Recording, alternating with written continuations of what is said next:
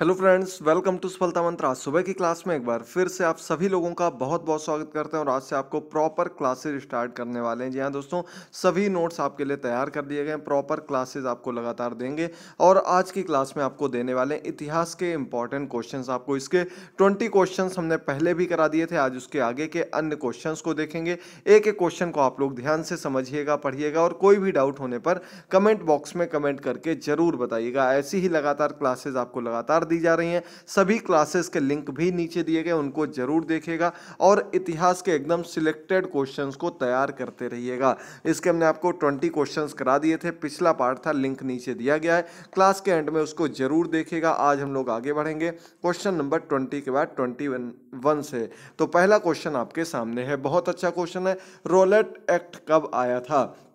तो यहाँ बात हो रही है दोस्तों रोलेट एक्ट। ये एक्ट जब प्रथम विश्व युद्ध समाप्त हुआ था उसके बाद आया था और ये आपका डेट सामने दी गई 19 मार्च 1919 को ये एक्ट पारित किया, लागू किया गया था। और ये एक्ट आखिर था क्या? सबसे बड़ा क्वेश्चन यहीं से उठता है और इससे रिलेटेड क्वेश्चन आपको एग्जाम में जरूर मिलेंगे। तो अगला क्वेश्चन आपका इसी से संबंधित है। रोलेट एक्ट क्या था? तो दोस्तों एक ये ऐसा कानून पारित कर दिया गया था और जो पारित करने वाले जज था उनका नाम रोलेट था। उन्हीं के नाम पर इसका नाम रोलेट एक्ट पड़ा था। और ये कानून सीधे सीधे आप लोग पढ़ सकते हैं, ऐसा कानून था जिसके तहत किसी भी संदेहास्पद व्यक्ति को बिना किसी मुकदमा चलाए गिरफ्तार किया जा सकता था। उसके खिलाफ कोई भी अपील नहीं सुनी जाएगी, ना ही कोई दलील और ना ही कोई वकील किया जा सकता है। यानी कि पूर्ण रूप से जो आंदोलन चल रहे थे, जो क्रांतिकारी उठ रहे थे, उन सभी को दबाने के लिए, राष्ट्रीय आंदोलनों को दबाने के लिए कि ब्रिटिश सरकार ने फैसला किया था। और इसका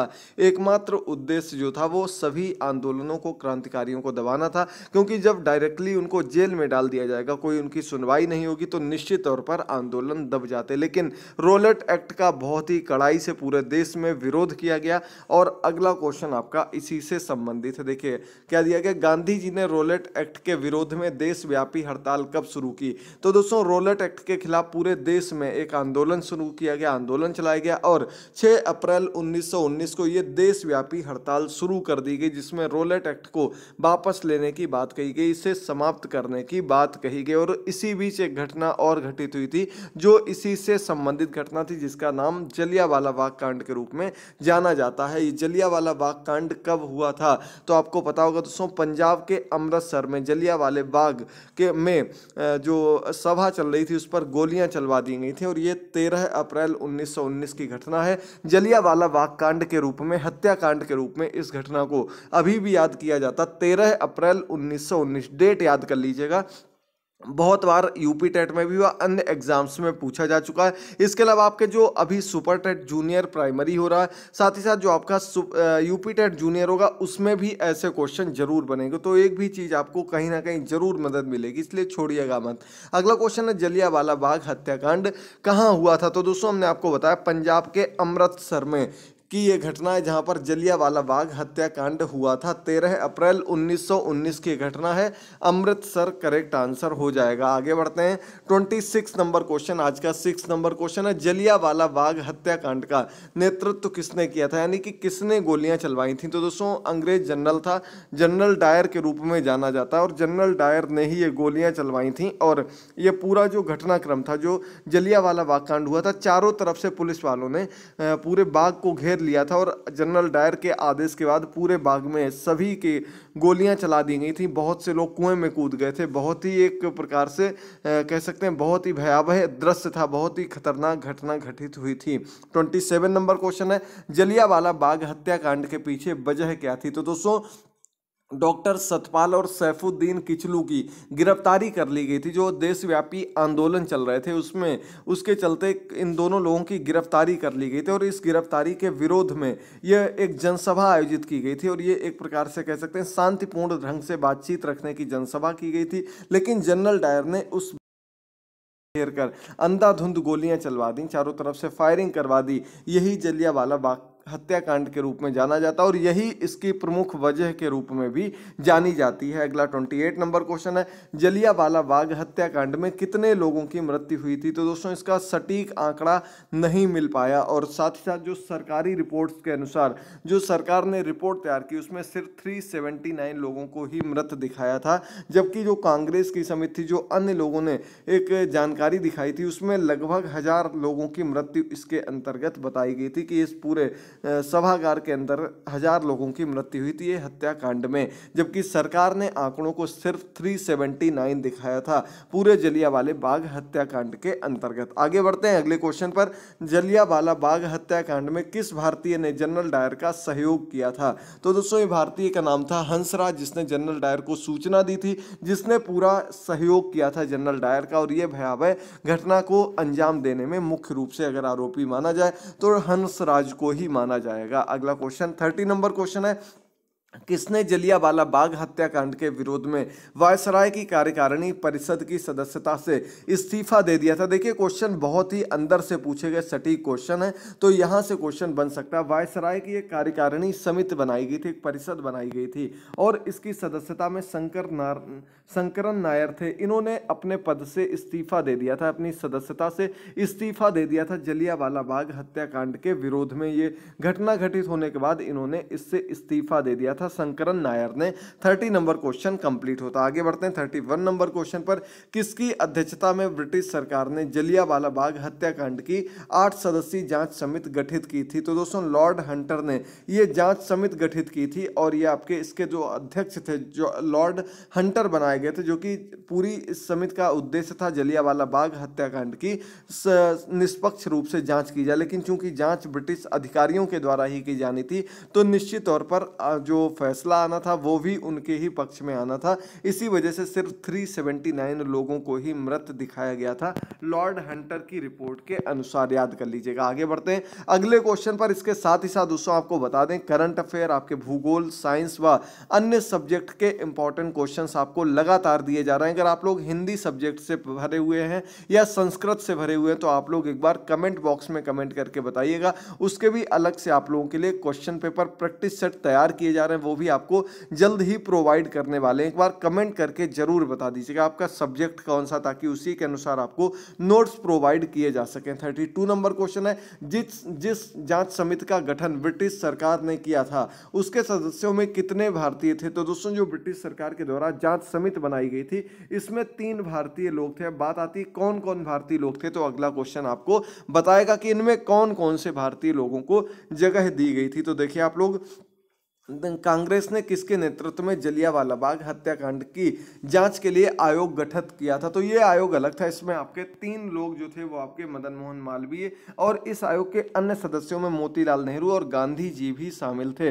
ये एक अलग से नेतृत्व एक जांच समिति बनाई गई थी जलियांवाला बाग हत्याकांड की जांच के लिए और इसमें ये 3 लोग शामिल थे, याद कर लीजिएगा, मदन मोहन मालवीय, मोतीलाल नेहरू और गांधी, महात्मा गांधी, ये तीनों लोग इसके अंतर्गत शामिल थे। तैयार करते रहिएगा। अगला क्वेश्चन आपके सामने है 34 नंबर क्वेश्चन, जलियांवाला बाग किस व्यक्ति की संपत्ति थी? तो दोस्तों जल्ली नाम का एक व्यक्ति था, उसकी पूरा सभागार उसकी संपत्ति थी और उसी के आधार पर इसका नाम जलियांवाला बाग के रूप में जाना जाता है। जल्ली नाम के व्यक्ति का, याद कर लीजिएगा। अगला क्वेश्चन आपके सामने लेकर आते हैं। एक बार सभी लोग जरूर चैनल से जुड़ जाइएगा, वीडियो पसंद आ रही तो लाइक करते रहिएगा। हम लोग बढ़ते हैं अगले क्वेश्चन पर।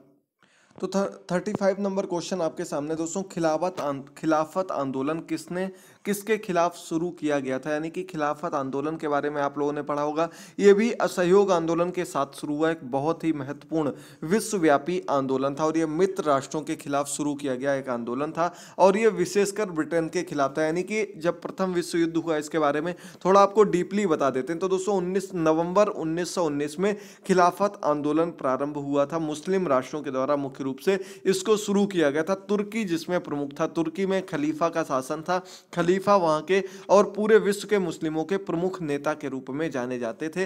तो उन्होंने इस प्रथम विश्व युद्ध में जर्मनी का साथ दिया था, ब्रिटेन के खिलाफ गए थे। तो इसमें जर्मनी की जब हार हो गई तो पूरे विश्व के मुस्लिमों को यह डर सताने लगा कि अब तुर्की का अंत हो जाएगा, जिसके बाद खिलाफत आंदोलन को शुरू किया गया। और खिलाफत आंदोलन खलीफा के साथ शुरू किया गया एक महत्वपूर्ण आंदोलन था, विश्वव्यापी आंदोलन के रूप में इसको जाना जाता है, याद कर लीजिएगा, जो कि मित्र राष्ट्रों के खिलाफ शुरू किया गया था। अगला क्वेश्चन है, खिलाफत आंदोलन किसके समर्थन में शुरू किया गया था? तो आप लोग देख सकते हैं टर्की या फिर तुर्की के जो खलीफा थे उनके समर्थन में भारतीय मुसलमानों ने ये आंदोलन शुरू किया था। जब बात आती है कि भारत में इस आंदोलन को किसने शुरू किया था, तो दोस्तों मोहम्मद अली, साथ ही साथ शौकत अली भाई, इसके अलावा जो अन्य इनके साथी थे, मौलाना आज़ाद थे, वह अन्य मुस्लिमों ने ये आंदोलन प्रारंभ किया था। लेकिन इसके बाद इसके प्रमुख नेता के रूप में महात्मा गांधी जी बनकर सबसे आगे आए, इस आंदोलन के अध्यक्ष भी बने। महात्मा गांधी जी खिलाफत आंदोलन के